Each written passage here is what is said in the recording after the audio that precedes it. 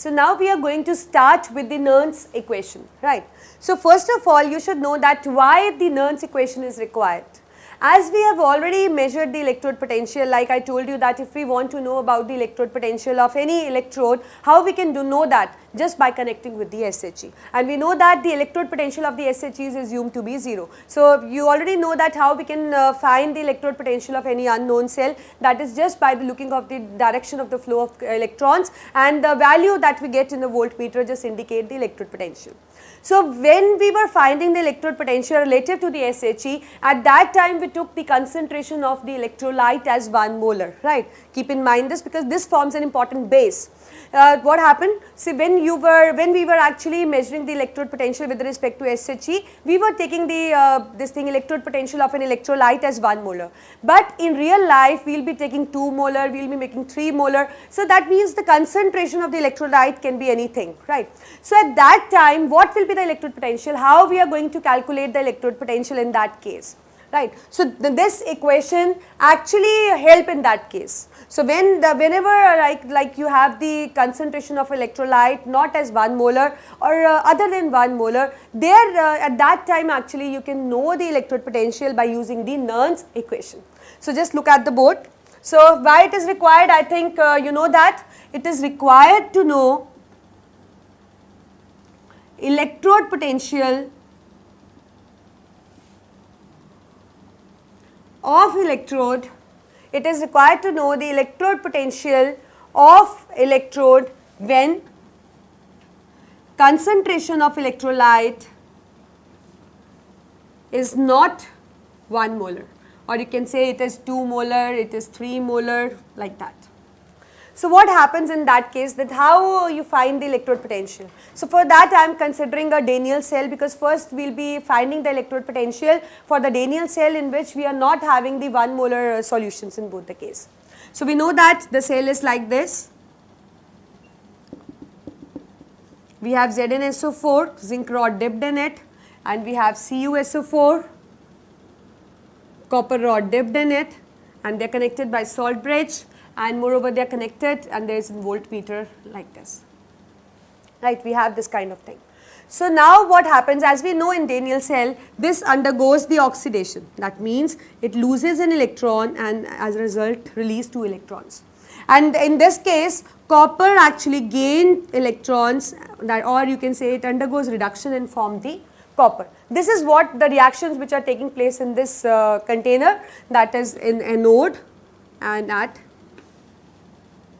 cathode. These are the reactions actually. So now like if I am going to look the electrode potential for this, so I am going to apply the Nernst equation for either of the half cell, because first I am going to find out the electrode potential of the half cell, then we will find the electrode potential for the complete cell, right. So let us consider this zinc beaker first. So now what is the Nernst equation? Like for this beaker, the general formula, or you can say general expression for the Nernst equation is E M in positive forming E naught, M forming M in positive, minus RT upon NF ln K. This is actually a general expression for the Nernst equation. So now I am going to apply this equation for this also and for this also. So that means if I write this this thing as this, so I will be writing like this way, minus RT upon NF ln K, right. So let us put the value for this thing ln, because we can change actually ln into log. So it is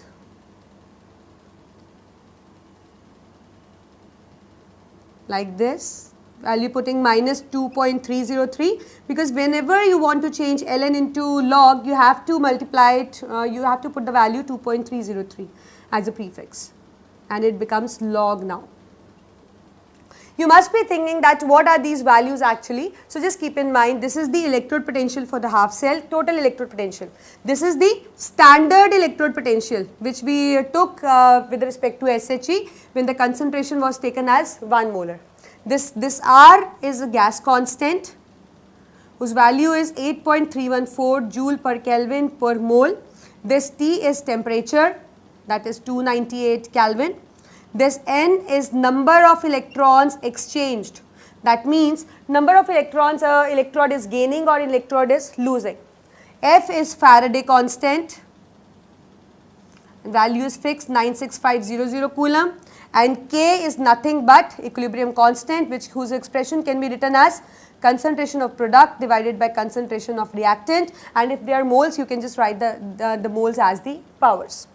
So this is, I think it's clear, this is electrode potential for the half cell. This is the standard electrode potential when we consider the electrolyte concentration to be 1 molar, minus RT, R means gas constant, T means temperature, N means number of electrons exchanged, F is Faraday constant, Ln K, K is equilibrium constant. So if I apply this equation to this half cell, it becomes E Zn oblique Zn2 positive equal to E naught Zn oblique Zn2 positive minus RT upon Nf Ln K. Right. So now I am going to change ln into log, and I know that if I want to change ln into log, I have to prefix the value 2.303.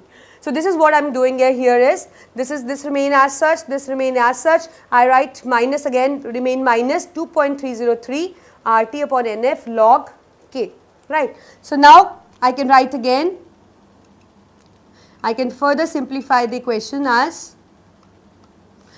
this is 2.303, R is 8.314, T is 298, F is 96500, N can be anything, right, and it is log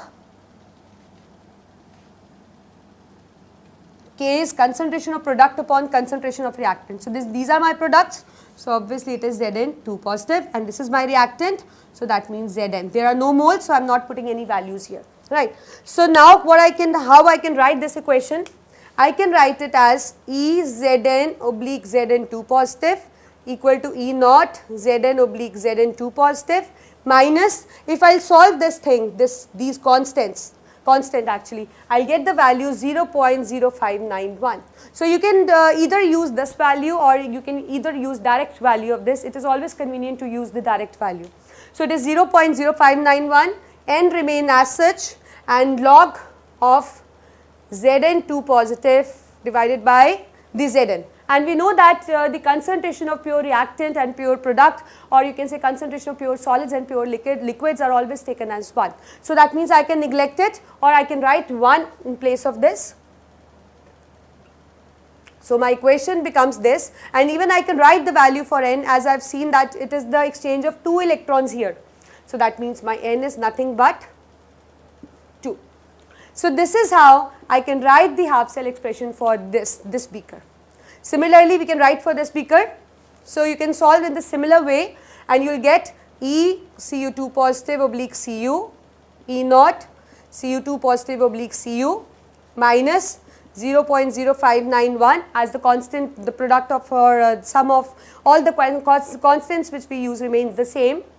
Electrons involved again 2 log of product is Cu, reactant Cu2 positive, concentration of pure solid and liquid taken as 1, so this is 1. So this is my half cell reaction for this beaker. So now I am in a position to write the complete EMF of the cell. So complete EMF of the cell is E naught of the cell minus 0.0591 N log product minus reactant, product divided by reactant, right. So this is this. So I am going to put these, I am going to substitute these values into this. So before I do that, I will write the overall reaction which is involved in this cell. It is Cu plus Zn forms Zn plus Zn2 positive, because Cu2 positive has been reduced and zinc is being oxidized. So this is my overall reaction. So now if I substitute this value here, it becomes E cell is equal to, E naught cell is nothing but E cathode minus E anode. I am putting this naught indicating these are standard potentials, minus 0.0591. N is the total number of electrons which is involved. So the total number is 2 electron loss, 2 electron gain, so that means the exchanges of 2 electrons. Log of product is my this thing, I can neglect this factor actually. So, I am left with Zn 2 positive divided by reactant. So, I can write this as 1 because it is pure solid. So, I am left with Cu 2 positive.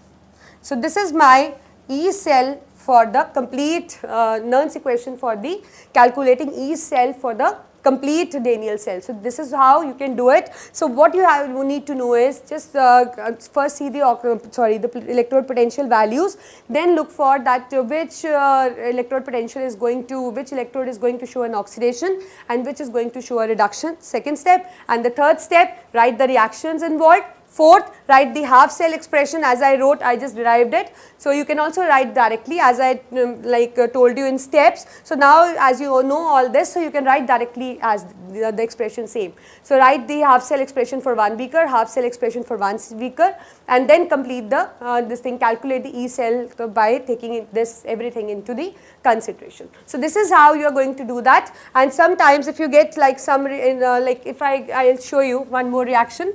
Suppose I say that copper loses 2 electrons, there is a cell where copper loses 2 electrons and forms Cu 2 positive, and there is a cell in which Ag positive is getting reduced, right. So, in this case you can see that it is losing 2 electrons and it is gaining 1 electron. So, there because you have to make the total number of electrons as same. So, I will, because here it is 2, here it is 1. So, I will be multiplying this 2 here and 1 here. So, that means this is multiplied by 2. So, so that means in this case the total electron n is going to be again 2 because 2 electron lost, 2 electrons gained, and where you will write the expression for K, you will be writing the concentration of Ag raised to the respective moles, that is the 2. Right. So, you need to keep this thing into mind, because if you will not square it or cube it, or if you won't write the moles, your question is going to be incorrect. So, this is how you are going to do that. And sometimes if there is a question like if the aluminium, let us say there is a cell where aluminium is losing an electron forming Al3 positive and oxygen is there which is gaining 2 electrons forming O2 negative.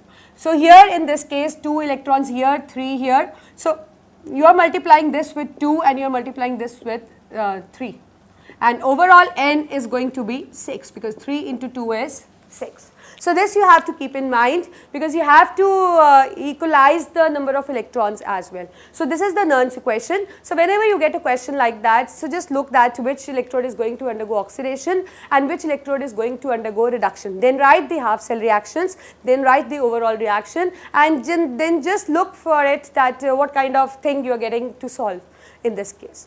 And one more thing, if you have a Gibbs expression and if you need to find the E cell in terms of Gibbs, so how you do that? You find it by formula delta G is equal to NF E of cell. So, that means you can find the Gibbs free energy change also by taking into consideration the electrode potential of the cell.